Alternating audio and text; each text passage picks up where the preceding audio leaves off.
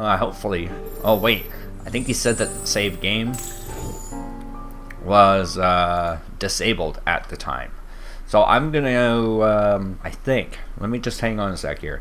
Because if it is just a repeat of what we did in the first episode, I'm going to cut that out. Yeah, I'll cut this part out, and I'll bring you guys back after we get into the third room I think we're in. So let's see, what do we got here? What's our first one? Alright, we got this, guys. So I'll be right back. Alright guys, we're back here in the second room, and I just wanted to bring you back for a second here. We've got this little note on the ground here. It says, "Dear Professor, I must confess I am amazed by your recent findings. I would never have imagined that applying specific electrical impulses could make butterflies contract and expand in this manner, long after they are dead. I know this was just a side project for you, but would you care to share your methods with my associates at the Entomology Society? We could both benefit greatly. Would love to hear from you, Alan Rooney." Alright, so this one here was the one where we had to hit the loud noises. I think there was one... What are you doing? Whoa. Creepy shit.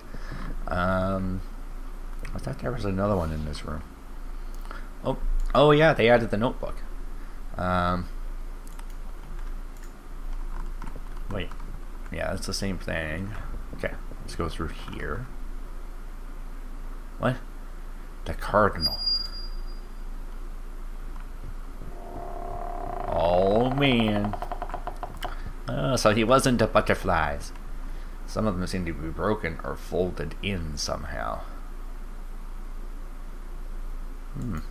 Interesting. January the 11th, 1947. What did I do to deserve this? Those were the words that rung in my head when I happily gave my wows to Edmund. Wows or vows?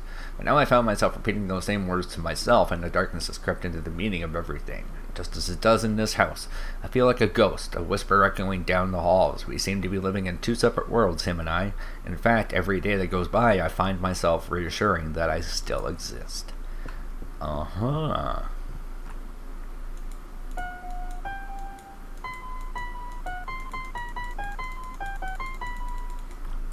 Okay, I could try, but this is really not what they're... I wonder if you would actually get to open something if you could play an actual song. Oh, cool. Let's go. The dining hall. Oh, man. Look at the scary-ass bear. Looks like a chair's been thrown over. Okay, do we have lights? Nope. What have we got? Dr. Lavender sat 3 spaces down on the professor's left side. Madame Rose sat to the right of the professor. In front of him was the golden star and some gin. At the end of the table, Professor Edmund Glasbury sat in his high chair. Sir Neil Rusty sat 3 spaces down on the professor's right side. In front of him was the bird cage and some water. The guest that brought the crystal ball was the same guest enjoying a bottle of whiskey.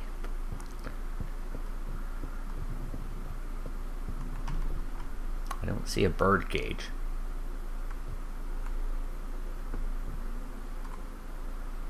Oh, okay. What are we doing here? Where's some lights? Wine. Whiskey. Okay, so I think we have to place where things were. So see, he sat in his high chair.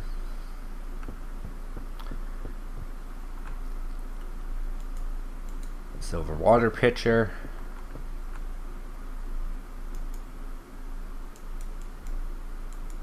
Oh, nope. Ah, you've made it this far. Well, a simpleton would as well. But at least I am relieved you made it to this point. I guess you and I should get a bit more acquainted, since you seem so desperate to push through. But let me reassure you, you have a long way ahead of you still. A thought occurred to me while I was rebuilding this house. This has always been the Gladsbury Manor. but as I was renovating and replacing, thought hit me. How many bricks would you say I could remove, and this would still be the fabled Gladsbury Manor? Surely the entity of the house would survive a brick or two being replaced. But what if it went further? The botanical gardens have been rebuilt from the ground up before, so no doubt that doesn't make the house lose its identity. You think it would remain the Gladsbury Manor to the very point one replaced the final brick with a new one? Or would it still be intact, even though everything was replaced? I trust you know I can't hear you, me being dead and all, by the time you hear this recording. But I still want you to think about this.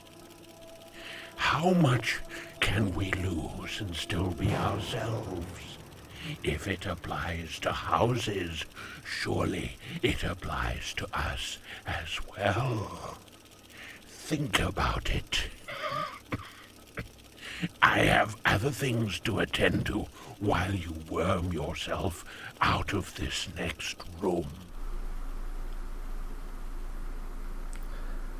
That is some creepy ass shit.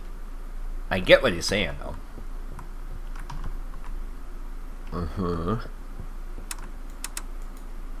Oops. Are you on and off? Yeah, they're all on. Okay, so he was in his high chair. Right here. So Madame Rose sat to the right of the professor. In front of him was the golden star and some gin. I don't have the gin yet. The guest that brought the crystal ball was enjoying a bottle of whiskey. There's nothing to do with wine, so the whiskey. Same guest. So crystal ball and whiskey. Bird cage and water. Do we have...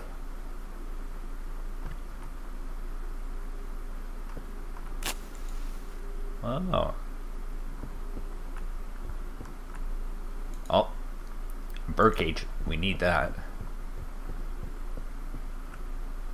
So what the hell is the crystal ball? I must have missed something.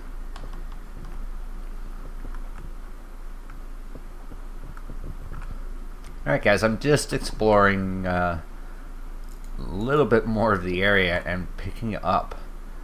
So the professor hated doing dishes too. I guess we do have something in common. Sharp iron knife.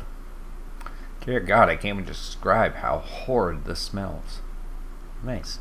Wait. Crystal ball. Okay. Bottle of rum. Still looking for the gin. Can you open up any of these? Nope. Okay, let's keep moving along. Yeah, of course. And of course. Wait. Nice. Okay, anything on the ground? Nope. And there's nothing we can get there. Nothing there. These guys, they're locked. Okay. Must have been a lighting glitch. And go down this side. Aha! What is you? Oh.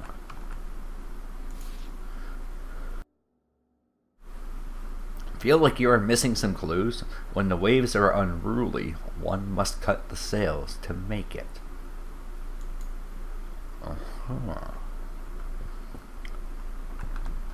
I understand, because basically what that's saying is we only have a certain amount of objects and we have a certain amount of spots.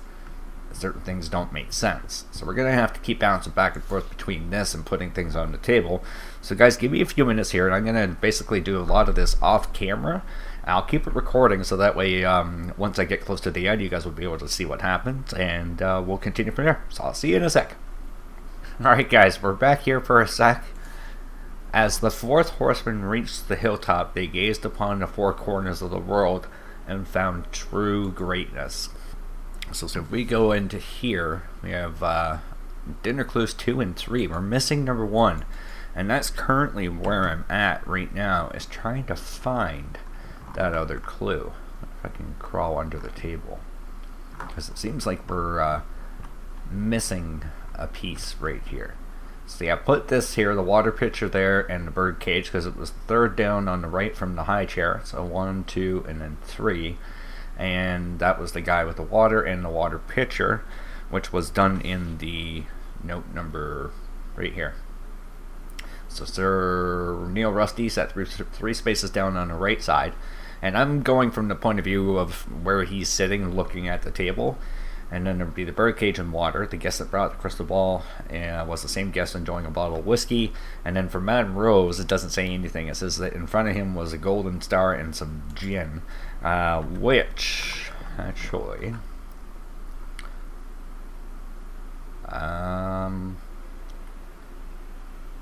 said he was... in front of him was a golden star and a... See, I have... gin. Where is the gin? Do I have any? No, that's one thing I didn't have. No, it's rum. And see, the golden star would be the compass. See, I wonder if that would be one of these two here. See, I'm going to put that there for now. And I'll continue roaming around till we find out where the hell that other note is. Because we are definitely missing something. I'll be right back. Alright guys, I'm here playing with these guys. I just happened to think at that note, the 4 horsemen gazed upon the 4 corners. And I'm wondering if, can we point these guys somewhere? Like there. And there. And there. And then for you... can you go sort of like the 4 corners? So if they, let me see, if we were to have like a direction of any kind, it'd be like north, and then hold on, there it is.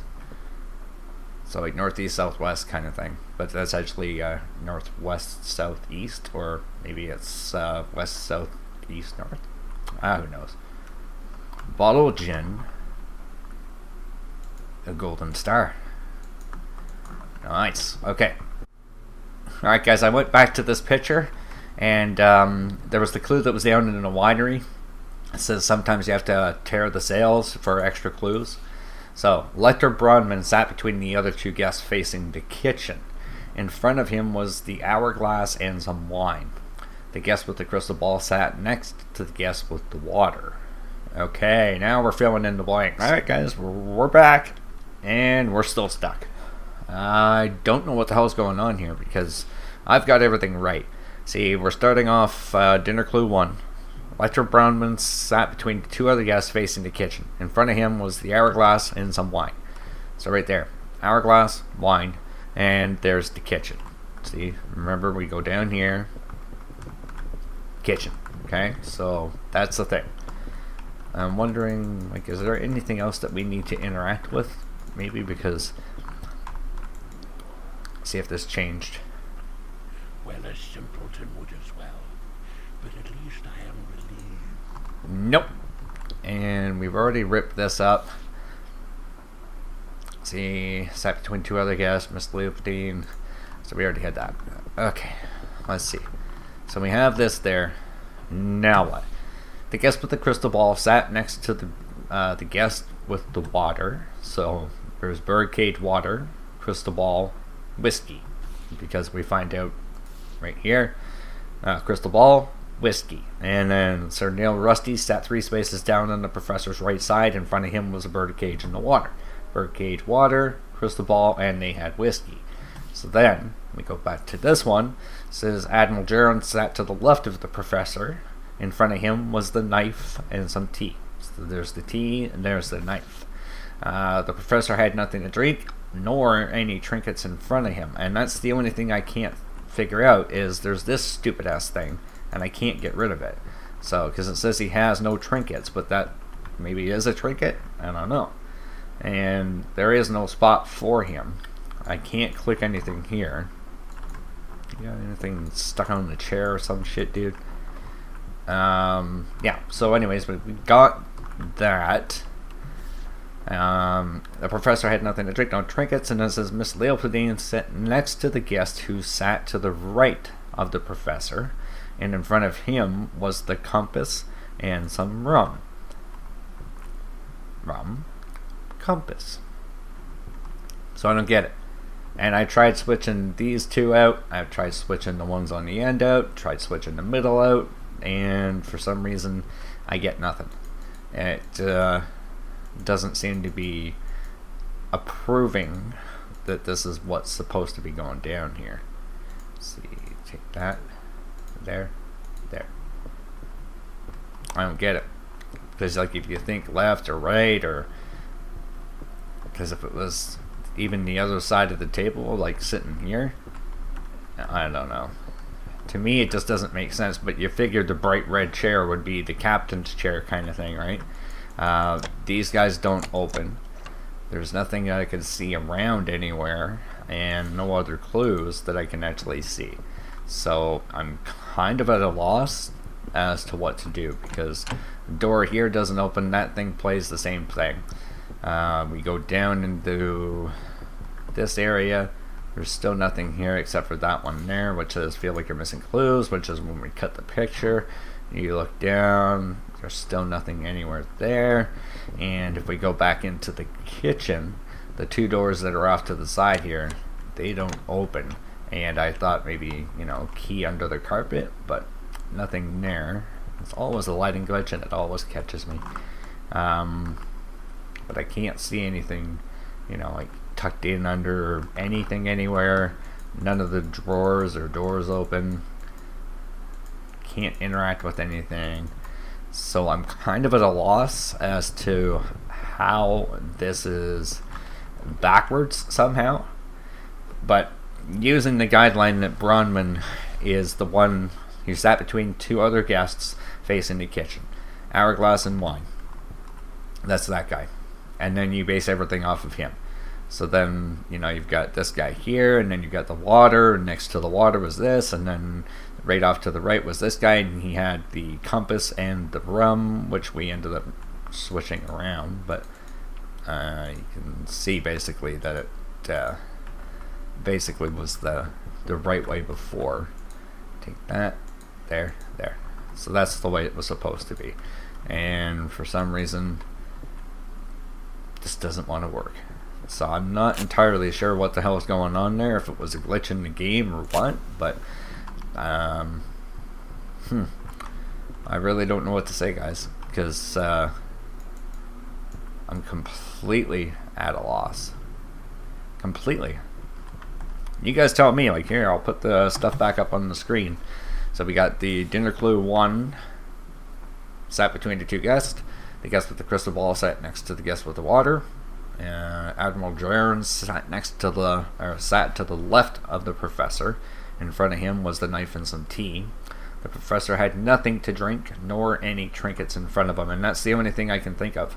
And see, she sat next to the guest who sat to the right of the numbnuts, and say it was rum, compass, and then tea, knife. So you already know these two are right. The one that was over there was the gin and the gold star. Wine and that you figure out right somewhere around here. I can't remember where that was. Right here. So he is the guy right in the middle. So that one stays the same. And then 3 down on the right was the guy with the birds. And 3 spaces down on the professor's right, in front of him was the birdcage and some water. So I don't really know what the hell is going on, and I don't know what else to interact with in the room to get shit going, because I'm still going to run out of time. Like, it's almost a a minute for minute timer, so it gives you like an hour to do this, but my recording's already at like 55 minutes from dicking around trying to figure out moving things back and forth and switching them all around, and I can't figure out what the fuck's going on because I got nothing. So I think what I'll do, guys, I'll end the episode here. Unfortunately, I apologize that we got a lot done, but we're not getting anywhere. And unfortunately, I believe it's out of my hands. So what I'm going to do, if I'll play off camera a little bit more. If I happen to get something else, I'll definitely include it before the end of the episode. But other than that, I hope you guys enjoyed it. And if you did, you already know what to do. And if you haven't done it already, make sure you hit that sub button, guys. You get to see 3 different videos every single day. Take care.